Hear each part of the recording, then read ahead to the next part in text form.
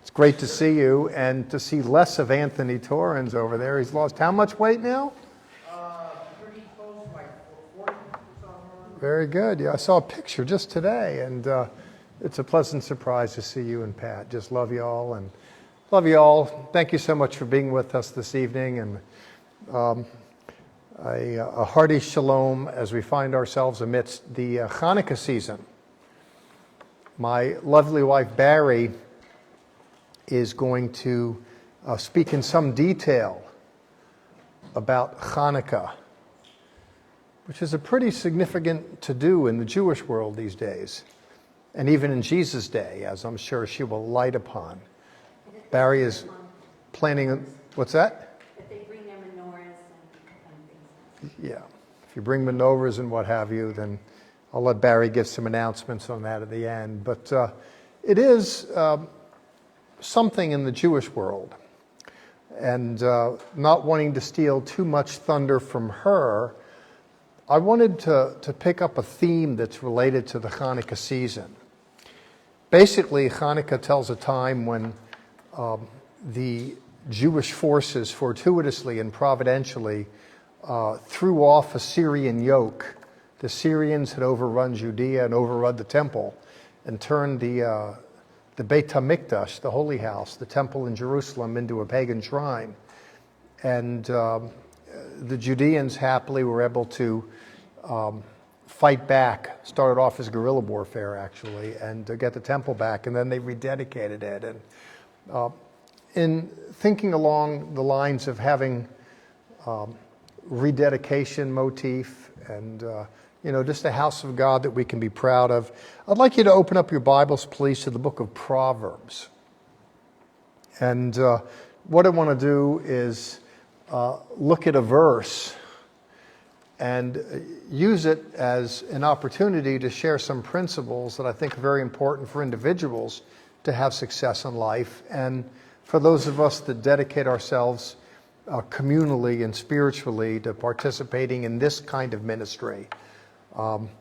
It speaks to that, to be sure. I'm interested in chapter 29, verse 18, and there's a verse, and I want to explore the verse, and I want to look at one Hebrew word in particular. I want to unpack it. In chapter 29, verse 18, therein, the author says, "Where there is no vision, people cast off restraint." Here in the Tree of Life, where there is no divine vision, people cast off restraint.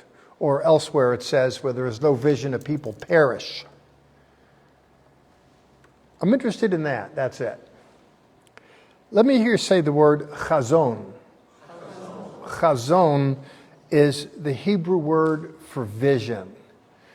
And what I want to do this evening is share with you a little bit about the power of vision. I want to talk about how extremely important vision is. I think it's important for our own lives. If we don't have a personal vision for our life, it becomes something of an existential crisis. What do we throw our energies against? What are our goals? What are we shooting for? And if we don't know the answer to that question, we're prone to drift. And if we're prone to drift, to take our mind off our driftiness and our boredom, people languish. That's why he says here, without a vision, a people cast off restraint. I see a lot of people drifty in life, bored in life, getting into various vices in life. I'm inclined to attribute it to something of an existential crisis in many cases. People just don't have a vision. If you have a vision, there's something you throw your energies against.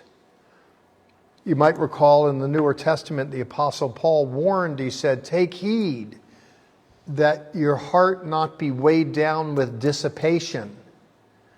That it's easy to become depressed and oppressed and repressed and just weighted. But then what do you do when you're in that state? You look to medicate. Oh, I need some illicit sex. I need some drugs. I need some this. The problem is that woman. The problem is that man. We're not working well in life and in relationships. There's a lot of languishing going on. Where there is no vision, a people cast off restraint. I liken it to, and you might have heard me say this before, if you can picture yourself on a lake in a boat, and it's windy out there and the sea's picking up, and you're there getting bounced around on the boat, you're holding on, and you're starting to feel seasick, and and you get getting pushed around by it all. It can happen like that in life. Oh, we're just kind of holding on, we're getting beat up by this, and our boat is getting buffeted by that, and pressure from this, and we're getting pushed around and just trying to hang on there and keep from getting seasick. If a person would just fix their eyes on a point in the shore and turn on the engine of the boat and start heading toward that destination, that instead of being bounced around by the waves, they'd start making waves. And not only would they discover they don't get seasick any longer, but they would discover they're actually going somewhere, and there's a kind of motivation. Speaking of the sea, and I use this illustration, people aren't aware oftentimes that a shark can drown. You say, wait a minute, that's ridiculous. How can a shark drown? I like to use this illustration because it speaks to the point here. If you look at the way sharks move for the oar, they're like eels. And there's a reason why they swim like that. The reason is because they have gills. And as they're moving forward in life and slithering, it's prompting the water to go into the gills. And it goes into the gills and it gets processed, and internal to the shark, it sifts out the oxygen from the water. It's the way they breathe. So as it's slithering through the water, as it's moving forward, it's breathing. But if it's not moving forward, it's not breathing. And if it's not breathing, it's going to suffocate. A shark can drown. And a lot of people similarly in life, if they're not moving, if there aren't goals, it's just a kind of driftiness where there is no vision. A people perishes. I believe that we need that for our own lives, personally, different kinds of visions. And frankly, I think it's good to have a little talk like this, particularly because we're on the cusp of a new year coming up. And, what do you want 22 to be? Well, Lord, I just want to wait and see what you do for me. Well, okay, what are you going to do? I believe in being proactive, not just passive. I like to say, and I do, as a college professor, I speak to young people principally. I say, all of us should be concerned for our future. And the reason is because we're going to spend the rest of our lives in the future. And the kind of future that we have is predicated upon the kind of decisions that we make right now. That's very determinative. And, I really believe in being proactive. And it's important, if someone has a vision, he says, without vision, a people cast off restraint.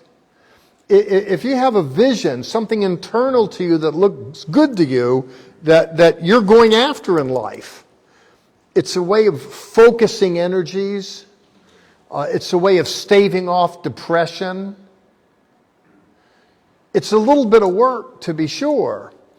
But there's just nothing like having vision. Painful as it is sometime to walk through it. I know 2.5 years ago I had a vision. I wanted to go to Cambridge University. I applied, and I'm not lying. It's been stressful 2.5 years. Well, at the beginning, just waiting to see if I get in. Then I was worried about if I get in. Then I got in. Then I was worried about how to get out. I'm getting on an airplane tomorrow morning, and I'm going, and I'll be defending my thesis, my dissertation. And this will be my last trip there. For study purposes, the next trip, Lord willing, will be for graduation in July, and I won't be under as much pressure. I can tell you it's been I mean, my world is rather complex anyways. There's a lot of moving parts to it. And when I added this university on top, it compounded pressure. But it's great to have vision. It's great to have a focus, something to go after. It's so important in life. I fear that a lot of people don't have vision. So what life is, it's just eating, sleeping, going home and watching TV. And we live vicariously through the characters that we see on TV. And then we get our excitement on the weekends by living vicariously through our football team or our basketball team. And, there's the highs and the lows and the agonies and the ecstasies. And I'm not trying to, I'm not trying to turn us off from sports or from watching television. But for many people, they don't have a life. They don't have a life. And you've probably heard me to say, people ask me on occasion, what do I think is the most dangerous place in the Dallas area? By the way, I saw in the news that a Mesquite police officer of 21 years was just shot and killed in a shootout, responding to a call for service. I wonder who it was, because the Mesquite PD sent their police officers to the academy that I went through, and this person has the same amount of tenure as I do, and I'm wondering if they went through the academy with me. I remember not long after I graduated that there was an officer shooting and death in Irving, a holiday at Christmas time shooting, and I went to the funeral, and I ran into Mike Farr, who was an Irving recruit when I was in the academy, and he sat right next to me. I was concerned because I knew if it's a late night Christmas event, that's where all the rookies, I tell cadets in the police academy, look, here's what's going to happen. When you get out of the academy, when you finish your field training, you're going to be working deep nights and holidays and weekends. It's not going to not happen. You're going to pay your dues in it. So, when I ran into Mike at the funeral, and I said, when I first heard about that, I was concerned it was you. He said, Jeff, I was the second man there. Second one there.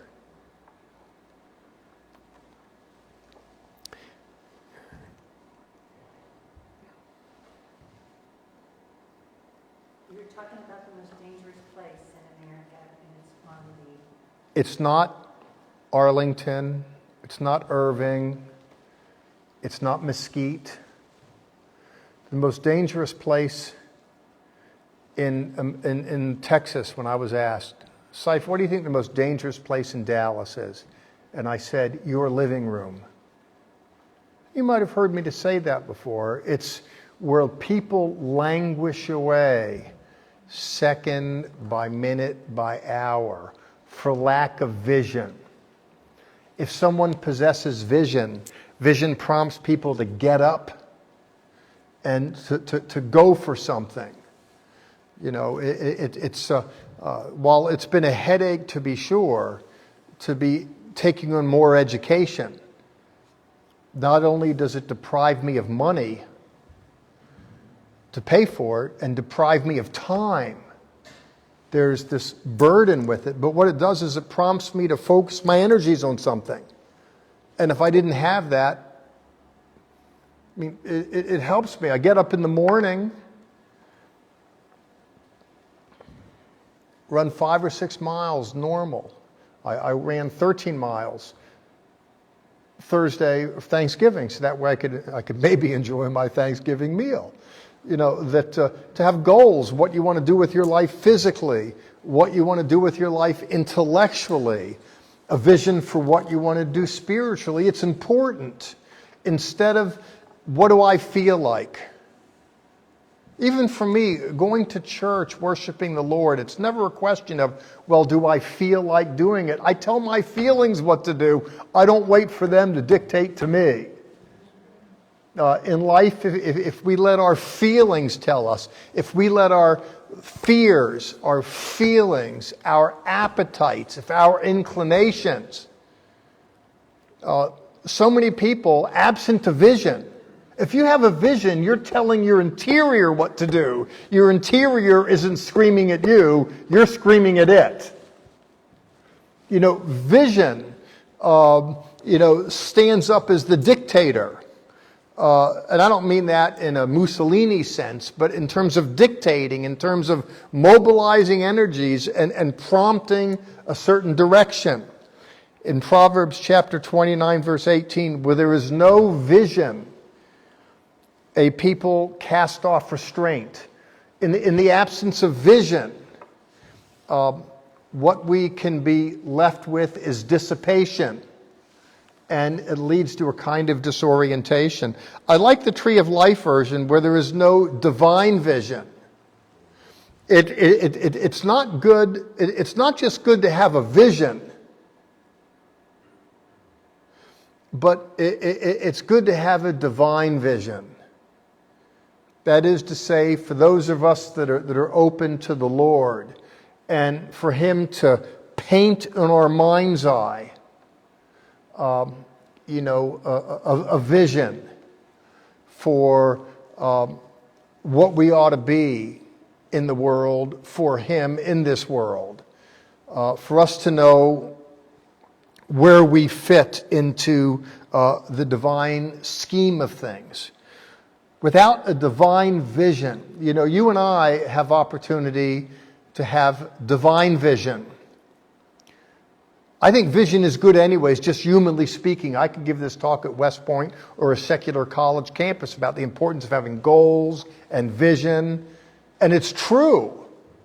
And I think those people, even without religious virtue, if they were just to hear what I just said up to that point, it would be important and valuable for them.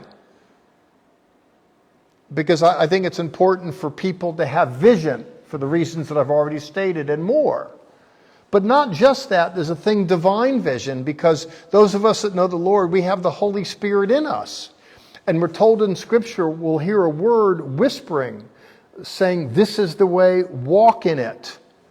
And in the Newer Testament, where the Holy Spirit is referred to as a counselor, don't confuse that with a therapist.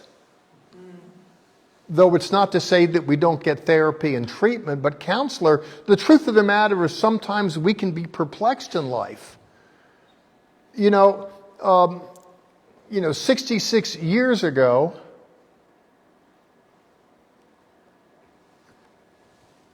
the doors opened up. My mother dropped me off. Welcome to planet Earth, Jeffrey. I didn't ask to be here, but I'm here. And the question is what are you going to do with this thing called a life? You didn't ask for it, but you got it. That's a question. Counsel, Lord, what would you have me to do? Lord, who would you have me to do it with? It's very helpful to my soul that I have a soulmate. I not just know what I'm called to do, but I have someone to do it with, a helpmate. These questions, Lord, what am I going to do? Who am I going to do it with? I mean, that stuff's really important. Now, in a religious sense, it's important to have vision too. Where there is no vision, it falls apart. Briefly, I just want to talk to you about mine. And I want to begin I want to kind of mix it up a little with not just what my vision is, but what it isn't. Because it can be a little confusing. I was asked, by the way, when I go to England, there are a few things that had come upon me this week that prompted me to want to talk a little bit about vision. When I go to England, I was asked there by a pastor with the Church of England in Cambridge if I'd give a talk on, the Jewish roots of Christianity and what that's all about. And that'll not only go out to the local church, they're going to broadcast it. That made me think, because he was, what's the vision? What is this thing? Prompting him to think, what's the vision? What is this? Someone wants to know. People are a little curious. This week I was asked as well. There's a rabbis conference for the International Association of Messianic Congregations and Synagogues, a leaders conference in January. And they called me and asked if I would be the keynote, the opening speaker for that. That was kind of cool, Well, give us some suggestions what you want to talk about. What's the vision? I was honored by that. You're honored when your peers want you to do something. 2 weeks ago, I was asked as well, there's a conference in the summer. It's called the Messianic Jewish Alliance of America. I think I'll be talking to you about that. Some of you might want to go. Hundreds and hundreds, thousands of people go there in Grantham, Pennsylvania. And it's quite an event. Well, in conjunction with that, they have a yeshiva, a training program for their rabbis, and they asked me if I would step in and do it this year. I mean, those three things bundled, prompted me to kind of focus a little. Jeff, what's your vision? What are you doing in life as a theologian? Now, I'll tell you straight up, for me, my thing. Well, let me just back up for a second.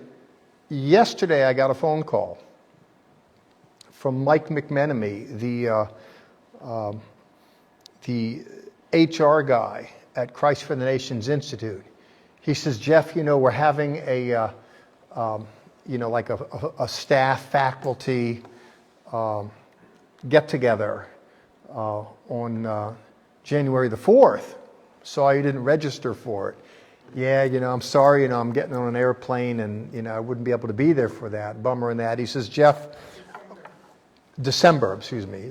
I said January? Thank you, baby. December, like tomorrow.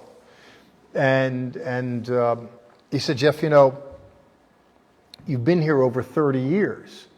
Well, yeah, I know. He said that what it is we're planning on, honoring some people that have been here for over 30 years. It's rare in this world you can find anybody that's doing anything for 30 years. It's hard to find someone that's been married for 30 years. Never mind having the same job for 30 years. And he said, and I said, well, look, Mike, the gold Rolex, it's not necessary. Keep it, please. Not that I was expecting that. I said, look, I'm going to England. He said, I knew that. But he said, I'm wondering if your wife could come. At Christ for the Nations Institute, I've had over 20,000 students. It's a small semester this semester. I only have 220. But COVID, things are down. And I just do it as an adjunct professor. I had to spend the day today spending hours, keep punching grades and everything. I just gave final exams. I hate it. I always hate when I have to do that because I can't read the writing. And they don't add up their scores right. And I love them, but I wind up hating them before the day's out.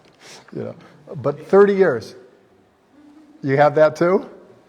You know the drill. That's right. I beg them, please, write legibly. They can't even. In any case, over 30 years. Now, my vision as a Bible teacher is, and was, is, and will be really simple. People look at this. What are you doing? A new religion? You got Judaism and Christianity. What is this? Judeanity, kind of throwing them both together in the same pot. Looks a little weird, a little different. Who are you? What is this? My gig in life as a theologian, as a Bible teacher, my goal, I started off as a missionary to the Jews with a group, the American Board of Missions of the Jews. For me in life, I want to help Jewish people come to know Jesus, and I want to help Jesus people come to know Jews. That's what I want to do. All that it is. Real simple. I'm not starting a new religion. I remember once had a music minister. This is a Jewish woman. She was so shy. when she said she wanted to participate in the worship group, she was afraid to get on the stage. So we ran a long cord and she played the guitar where she was in the pew. She did. But eventually, she was, we kind of got it where we got her up on the stage. And then, but the problem is she didn't want to look at people. She'd look away. But then I had to, no, what you have to do, if you're leading worship, you really have to look at the people. Okay, so we got that down. About 2 or 3 months passed, and I noticed I'd see her rather sporadically. It was the high holidays, and she informed me that she wanted to go to a high holiday service at another congregation with the same name, Sar Shalom. And I said, well, listen, Rona, if you're not comfortable, if you can't be here to lead worship with us on the high holidays, I don't think you should be leading worship here, period. Well, that turned into a fight. She wound up being dismissive of us and going to that other Sar Shalom congregation, which, by the way, I don't remember whether it was a year ago or 2 years ago, I got a letter from a lawyer, which I never talked to any of you about. They wanted to sue me 3 years ago. Wanted to sue us. And the issue is their name was Sar Shalom, and our name was Sar Shalom. Never mind the fact we filed our paperwork first. But wanted to sue us for infringing upon the name because it's causing some confusion. Is that the one in Saginaw? Yes. Yeah. Causing some confusion. And Rona decided that she wanted to go to there because they're really Jewish. They're committed to Jewish lifestyle. If you were to go to the congregation, Mordecai Griffin used to pastor a Baptist church in Denton, but he got into things Jewish. He wasn't raised Jewish, but he wound up growing a beard and a yarmulke, and his wife, instead of becoming a pastor's wife, a Rebbitzin. Everything was super Judaism on steroids. Never mind the fact no one was Jewish. But super Judaism on steroids.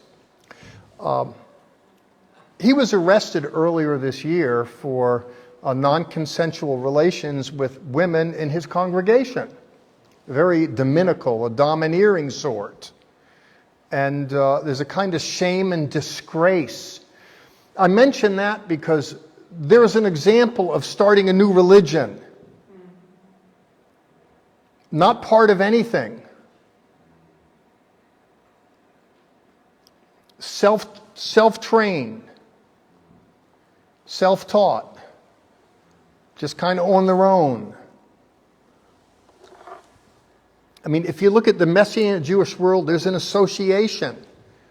And the rabbis, the leaders are vetted and they're commended.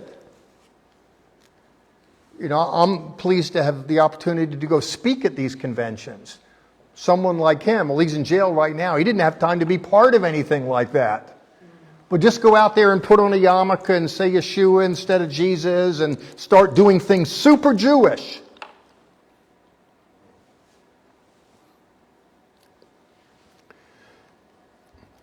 There was a guy in the congregation, his wife, lovely people, went out to eat a few times. We were here for a while. They notified me that they wanted to go to another congregation. Not mad at that. There was a guy, Gary Simons, who was really into the Jewish roots of the Christian faith. Gary Simons, by the way, was the worship leader at Lakewood Church in Houston. And actually, when the founding pastor there, John Olstein, died, he thought he was going to take over the church. But instead they wound up giving it. He was the music minister there. His wife, April, was the pastor's daughter. And, he thought that he was going to step in, but there was someone who was kind of at the periphery, a rather mild-mannered kind of fellow, Joel Osteen. And they wound up giving it to him. Gary Simons and his wife, April, wound up moving to the Dallas area in reasonably short order. I'm assuming they got a very hefty line of credit to help them get established. They purchased like a multi-acre site off of Highway 20 and started a church. They had a couple thousand people initially. Beautiful facility. Gary started getting into the Jewish roots of Christianity and the importance of the Old Testament and Yeshua and the Hebrew and the Torah and all of that, and started getting into that. And his church of about 5,000 had whittled down to about 100. He'd long since left the building.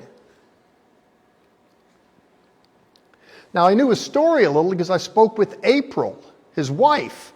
The problems that he had were compounded by the fact that not only did they split up, but he pushed her away and didn't want to have anything to do with her. Because of Christmas and what have you, because she was a Christian and the Lord had given him a vision to restore, the church was jaded and condemned and defiled and Hellenistic and Greco-Roman and pagan, and there's this pure Jewish.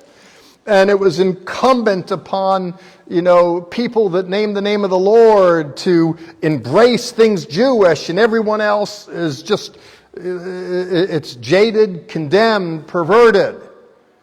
And his wife was still hopping in bed with the devil philosophically, so she wasn't going to hop in bed with him. So I remember finally the elders of the congregation, they contacted me and said, look, we want to mandate for Gary to take 6 weeks, get counseling, get some, they just had enough of it. And will you come and do pulpit supply for us? I stepped in to help. They'd have nothing. Gary doesn't have any pastoral work going for him now. It all kind of evaporated. Now, I mention this in the name of things Jewish and things Christians and some confluence between the two and, getting excited about things Jewish. I've seen these meteors go streaking through the sky. They're here one day and gone the next. And not only do they disappear from sight, some of them blow up in plain sight. And I can assure you I've seen some of that in the name of teaching the lost, the Hebrew roots,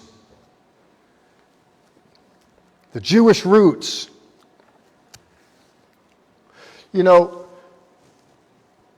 Barry mentioned, one of the things that put a smile on her face last week is that we had dinner with David Rudolph and his wife, Hiromi. Jewish guy, Japanese, an interesting couple. David has a PhD from Cambridge University, born and raised Jewish. He's a Jewish studies scholar and a New Testament scholar and professor.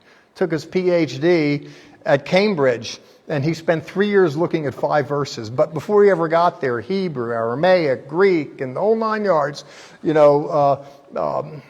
thoroughly educated in things Christian and background and Judaic and the like. And he's a professor at the King's University now in Jewish studies. I spent a lifetime trying to penetrate into these things. I started off my feeling called into Jewish ministries. I was told, I was pushed, kicked. Jeffrey, if you feel called in the ministry, you need to go to Bible school. I don't need any of that. What do I need that for? I can open up a Bible and preach it and pray and ask God. Shut up, Jeffrey. Go to school. And I was the kind of guy, sometimes you just got to slap me over the head and hit me hard because I just don't get it. And what's that? Take Yeah. That's what it takes sometimes. So I wound up going to the Moody Bible Institute in Chicago. Moody's a conservative Christian school, but they have a Jewish studies program. And it was headed by one of the first, Professor Louis Goldberg, who had become something of a friend and mentor to many in Jewish missions today. If you look at the world today, this whole Jewish and Christian world, there are individuals that actually felt called into the ministry and went and studied for it, and are parts of associations, communities, and fellowships. But there are many in the name of the Jewish roots story, the Hebrew Christian stuff, have nothing to do with any of that. None of it. They don't have time to study. They don't have time to learn. They don't have time to participate. They're not part of anything. Now, for me, my goal in life is I wanted to help Jewish people come to know Jesus, and I want to help Jesus people come to know Jews. I'm interested in that. It's very front-end, overtly Christian. I'm not ashamed to be a Christian, to believe in Jesus. I'm not ashamed to say the name Jesus. I'm not ashamed to say the name Christian. I don't think I'm better personally than people that Monday morning. I'm just glad someone takes any day out of the week to come and worship the Lord and take some of their existence in the form of what they earn and put in an offering plate so that money can live to serve something beyond their own purposes. Of Oasis Baptist Church that meets here on a Sunday morning, or Sar Shalom that meets here at a Friday night. I don't think heaven is segregated, and I don't think I'm any better than those people. I don't think they're less than me because they don't think like me. What I'm interested in personally, and I've been like this as a theologian, as a Bible college professor, I've done it, and on television. If you were to turn on, run out of here tonight, Daystar Christian Television, on Wednesday and Sunday nights, there's a series in the footsteps of the rabbi from Tarsus that I went and did, and they kind of remade it and updated it some. I followed Paul's travels in Turkey, in the Aegean Sea, the Adriatic a little bit, the Mediterranean, through the islands, Greece, Italy, and filmed on location around there. I wrote a book along with it, In the Footsteps of the Rabbi from Tarsus. In the Catholic Church, that's the Apostle Paul, St. Paul. In the Baptist Church, that's Brother Paul. In my world, that's Rabbi Paul, because he was a rabbi who got turned on to Jesus. And for me, I love to tell the story of Rabbi Paul, to understand him in his Jewish context. I want to look at the story, the Jewish culture. I believe the Jesus story. If you look at the New Testament, it's a story about a Jew named Jesus who preached to Jewish people in the Jewish language, in the Jewish homeland, from the Jewish scriptures, about a Jewish concept, Messiah. Some Jewish people accepted him, some Jews didn't. Those Jews that accepted him were called Christians by some. When I look at the whole Jesus story, it starts off as a renewal movement within Jewish culture among Jewish people, excited about a Jewish concept. They not only were touched by Jesus, but they reached up and touched him, and their lives were transformed in the process through the agency of the Holy Spirit. And they began something. But when they accepted Jesus, when they became Spirit-filled, they didn't run off and start First Assembly of God of Jerusalem. Or they didn't run off and start First Baptist Church of Jerusalem. They accepted Jesus, but they still lived and functioned as Jews. If you were to come up to Paul and said, Paul, how long have you been a converted Jew? He would say, I'm not a converted Jew, I'm a converted sinner. It's not a sin to be a Jew. These people lived and functioned as Jews. And for me, what's important is that I want to help Jewish people come to know Jesus, and I want to help Jesus people come to know Jews. I do help Jesus people come to know Jews as a Bible college and seminary professor. Let's look at the Bible. Let's look at the text in its context. Let's develop an appreciation for that. Let's do that. And I do that a little more methodically, a little more deeply as a professor. And then as, on television, just finished a series on Joshua recently called More Than a Conqueror. We're doing a series now, goes out for 12 weeks, in the footsteps of the rabbi from Tarsus. In March, I'll go to Israel, up to the Galilee area. We're doing a series on Peter. People know, well, Peter, I was the first pope. Pope schmope, I'm not interested in all that. What was he like? I want to recover this man Peter. And I want to explore him before anyone gave him titles and developed a religion on top of him. Who was he? And I want to explore the archaeological sites. There's contending sites for where he lived and breathed, and what do we know about him? I bothered to want to read, and I kind of tutored up some, and we'll go over there and teach on location. Give people a window into the Jesus story from a Jewish perspective. That's what I'm interested in. Now, for me, helping, I've wanted to help Jewish people come to know Jesus, and I've wanted to help Jesus people come to know Jews. It's been a lot easier for me to help Jesus people come to know Jews than it is to help Jewish people come to know Jesus. That's really hard to do. I was lifting weights this week in the DeSoto gym. I like to get up early, either run in the morning or throw some weights around. And I was talking to one of the sergeants there. Went in and we were schmoozing a little, and he was telling me that he says that his son was a freshman at SAGU. The Assemblies of God College in Waxahachie. I says, what's he studying? He says, he wants to be a youth pastor. I says, that's great. He says, Jeff, you did good. I says, what do you mean? He says, Jeff, you dedicated him years ago. I remember, 25 years ago or so, I went and started a church in DeSoto, Texas. Started with 20 people, had 200 within a year and a half or 2 years. Wound up buying buildings, redeveloping them, bought 28 acres, decided not to develop that. Instead, bought a 42,000 square foot, started developing that. I remember what that was all about. And it was a lot easier there. It was DeSoto Community Church. Jay was there. And so was Pat.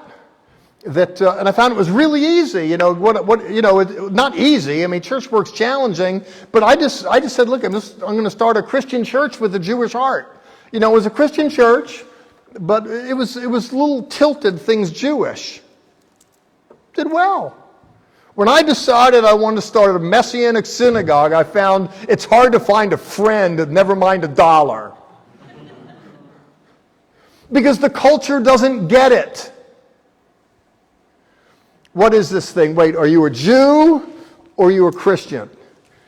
If you're a Jew, I can kind of understand that. If you're a Christian, I can kind of understand that. But what do you mean a Jewish Christian? Sometimes if you want to have residency in both worlds, you wind up having a citizenship in none. At the end of the day, it just looks a little odd. One or the other, make up your mind. You can be a Christian that used to be Jewish, and you can share some of that, but what it is you're working within a decidedly Christian context of things. Holidays, music, etc. And I'm good with that, but the Lord, I looked in the mirror, and sometimes it's good to have a vision. Jeff, what do you really want to do? There's a lot of churches, great churches, but there's not a lot of this. And sometimes what there is in the world in the name of things Jewish Christian, it's a little crazy. It's just a little crazy. It's one thing to appreciate the Torah. It's another thing to insist that we're mandated to live by it. and thus it's incumbent upon people that name the name of the Lord to be wholly compliant with all of the promulgations in the Mosaic economy. If you look at the Mosaic economy, it's one thing to appreciate it. It's another thing to say it's incumbent upon people who name the name of the Lord Jesus Christ to live by it. That is not the position of the Messianic Jewish world in any of its standard organizations. By the way, this congregation has membership in a few. There are two main Messianic Jewish congregational movements in North America, in the world, actually. One is called the Union of Messianic Jewish Congregations. We're part of that. And the other is called the International Association of Messianic Congregations and Synagogues. I was reminded today that I'm a member of it because they sent me the bill for membership. So please be gracious in your giving. It don't come cheap. But there are these associations. Now, if you were to look at the position papers of them, I had sat for a while on the theology committee for the Union of Messianic Jewish Congregations. But if you look at the position papers, that in no uncertain terms, within the Messianic Jewish world, there is no mandate, there's no requirement, there's no understanding that one must adhere to the Mosaic economy in all of its facets. For those who desire to do so, praise the Lord, but it's not mandated. Now, what you sometimes find in the Hebrew roots movement is there's so much wannabe Jews. If you were to look at them, they look like cast members of Fiddler on the Roof. That you go into the congregations and there's the payas, the curls, and the beards, and the tzitzis, not even Jewish. You'd think we're casting for a Jewish play that was shot in 1872 in Russia or Poland. Now listen, I would rather people be philo-Judaic than anti-Judaic. Better to love than to hate. And the truth of the matter is, quite frankly, I'm pleased to see that there are many people that are in love with things Jewish.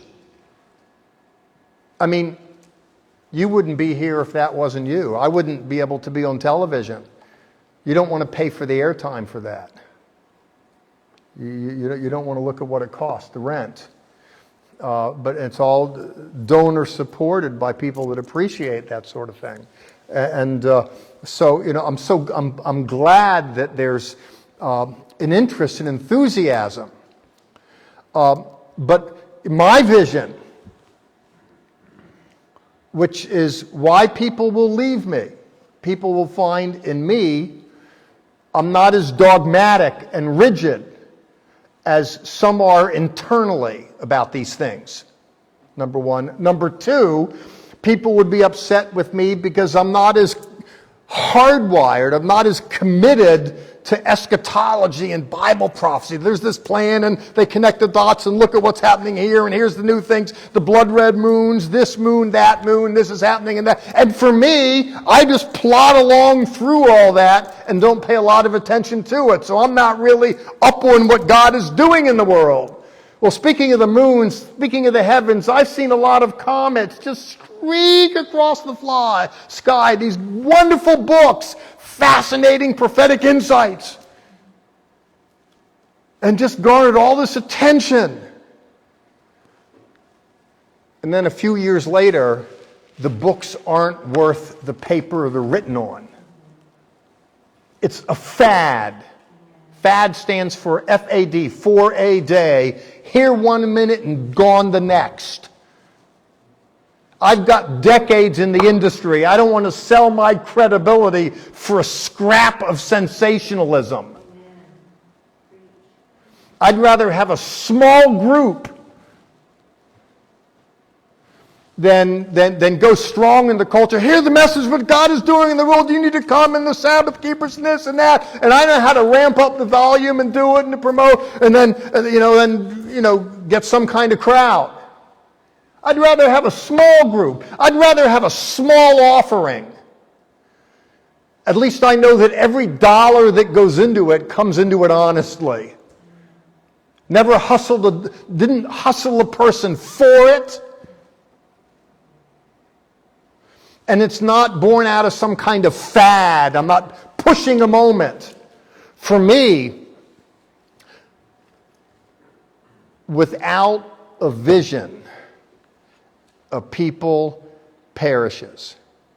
And for me, the vision, I want to help Jewish people come to know Jesus. And I want to see Jesus people come to know Jews. And within that context, and I'll finish this up. It'll give you a little window into my world and our world a little bit. What is a Messianic Jew? People talk about Messianic Judaism. Jeffery into Messianic Judaism. What's a Messianic Jew? What's a Jew? Do you have to be Jewish? And then if you are Messianic, what does that mean? What are the commitments? What are the obligations? And a lot of people have a lot of opinions about what's important in all of that. For me, what constitutes people to participate in this kind of world isn't that we all answer the question the exact same way. Well, you have to meet on the Sabbath. You have to keep kosher. You have to hate Christmas. You have to do this. It's for me. Messianic Jew is someone who's asking the question, what does it mean to participate in the Jesus story on one hand and the Jewish story on the other? To me, what does it mean to participate in that? The thing that unites us isn't that we all answer the question the same way. The thing that unites us is that we care about the question. Most people don't. In other words, it's on the heart. Look, you might say, listen, and you'd have to, or you wouldn't be here. You would have to do it, or you wouldn't be here right now. There would have to be something within you that says, there's something about the Jesus story that resonates with me. And there's something about the Jewish story and connecting that. It kind of resonates with me. And it's kind of an interest intellectually and to a certain extent emotionally, spiritually, there's a sense in which, if someone's looking to kind of galvanize a community around those interests, I want to participate in that and see where it goes and give it my time, give it my dollar, give it a holler, give it my talent. Amanda says, look, I'll come up here and sing. Brian says, I'll play the guitar. I'll put a little money in the offering plate. Whatever it is. Pat will hit the drums a little bit. You can decide who is better, me or her, but we'll discuss that at another point in time. But the point is there would have to be something inside of you. There's something about the Jesus story that resonates with me because I was touched. I had an experience with Jesus.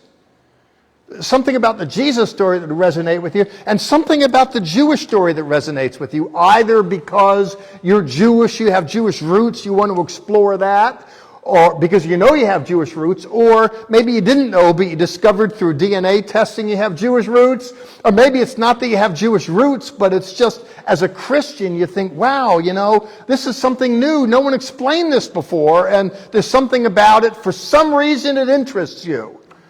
Messianic Jewish stuff. It is a little messy, by the way, but there's the Jewish story over here, there's the Jesus story over there, and I'm just interested in exploring what it looks like to build a community around that. Now, I know what it looks like to build a career as a professor around that because I did it. And it was easy because that was just me. They can give me my gold watch or my plaque or whatever on Saturday. Barry will pick it up. And I'll be there again to teach the introduction to the New Testament for 250, 300 students in January. I'll be there. I figured out a long time ago, I'm still open to the Lord to do it better and develop and grow. But I've been doing that as an individual, helping, but in terms of building a community. Listen, I want you to pray about it and think about it this year as we go into the new year. Without vision, a people perishes. As I closed this evening, I talked about personal vision. It's great to have personal vision, something that excites you. When I first put my eyes on Barry, I'll tell you, it took a few years to settle down a little bit. Still hasn't settled down. I was like stoned on drugs for 2 years after marriage, and now I'm stoned, but I'm not as high, but high still. 6 years, I'm still high. But at least I'm more functional. I couldn't have gone to Cambridge 6 years ago. I was like, oh, Barry, I wanted to study Barry. Who cared about criminal justice? But the point is, it's great to have a vision because you focus on something, and it's great. And listen, if there's something inside of you that this kind of thing resonates with you, hey, listen, join me. Let's see what comes in 2022. Let's see what it is. And thank you for being here today. God bless you. May the Lord bless the ministry. And may we remember that it's important to have vision to focus those energies. Dr. Axtell, please.